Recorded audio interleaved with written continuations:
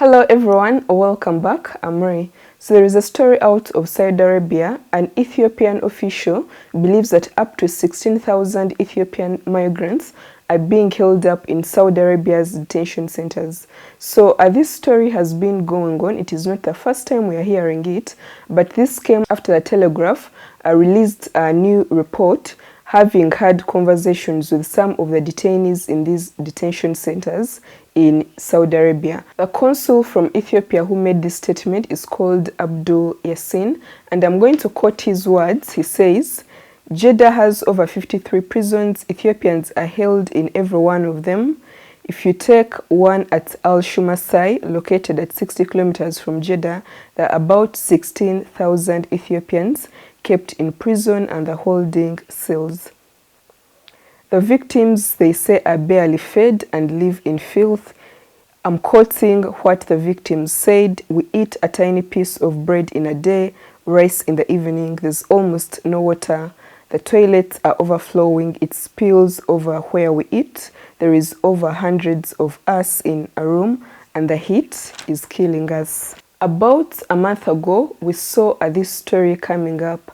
Unfortunately, it's still going on. Very many Ethiopian immigrants are still being held up and being mistreated and tortured, according to the new report. What happened is, at the beginning of COVID-19, when it first came in March, Saudi Arabian officials were very worried that Ethiopian immigrants specifically were going to escalate the spread of the disease because they tend to live in crowded places. According to the Daily Telegraph, the detainees are being chained up in pairs, tied with chains around their legs, as you see the picture, and they're also being shocked with electricity and being beaten. They're just living in very, very disturbing conditions, and it has worsened since the last report, since the last exposition that happened, which was about 1 month ago. So it is said that thousands and thousands of Ethiopians cross, the Gulf of Aden or the Red Sea into Yemen and into Saudi Arabia as well on a yearly basis to look for better lives. I don't know why they think there is a better life in Saudi Arabia compared to Ethiopia, but that's what happens, and that's why there are very, very large numbers of these migrants in Saudi Arabia. In addition to that, thousands of Ethiopian migrants have been working in northern Yemen, trying to earn money so that they can cross over and go to Saudi Arabia.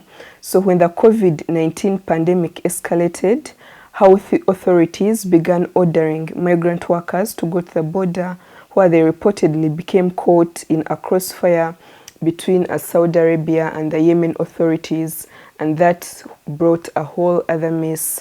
The International Organization of Immigration says that there are 2,000 Ethiopians stranded on the Yemen side of the border, without food, without health care, without anything, like just stranded there. In addition to that, these migrants in the detention centers say that the situation is very, very traumatizing. Some of them have died, some of them have committed suicide, some of them just ran mad. To quote the words of one of the interviews, it says, "It's hell in here. We are treated like animals and beaten every day," said a man identified as a baby. "If I see that there is escape, I'll take my own life. Others have already. My only crime is leaving my country in search for a better life.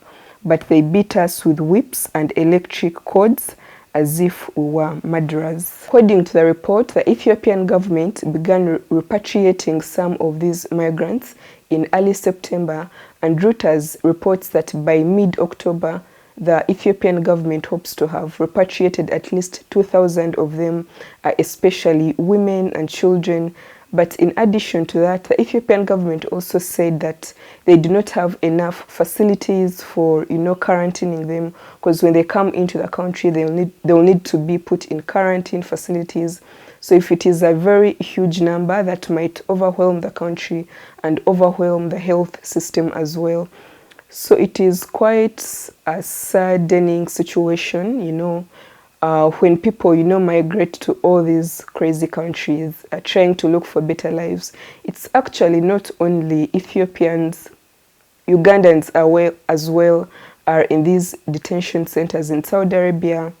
I think it's very, very many Africans, who come from African countries, trying to go to these countries to look for what they think is a better life, which is something I always discourage. I think Africans need to start appreciating staying in their own countries and working in their own countries and just trying to make it there, because sometimes they tend to believe life over there is better. Then you go and meet a system or a government that completely doesn't care about strangers. They don't want immigrants in their country, and they end up in such conditions because these are very, very large numbers, 16,000 people, that's just crazy.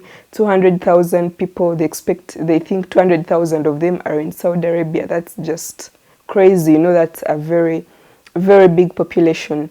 So share your thoughts and comments about this story.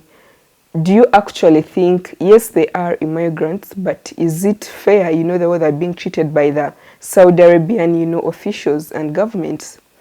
I mean, personally, of course, I would think they should do better. You don't have to make people live in very filthy, conditions like that. It's just crazy, but maybe they just don't care. Share your thoughts in the comment section. Check out my YouTube channel, Instagram and Twitter at Rae Kembabazi, and see you on the next story. Bye.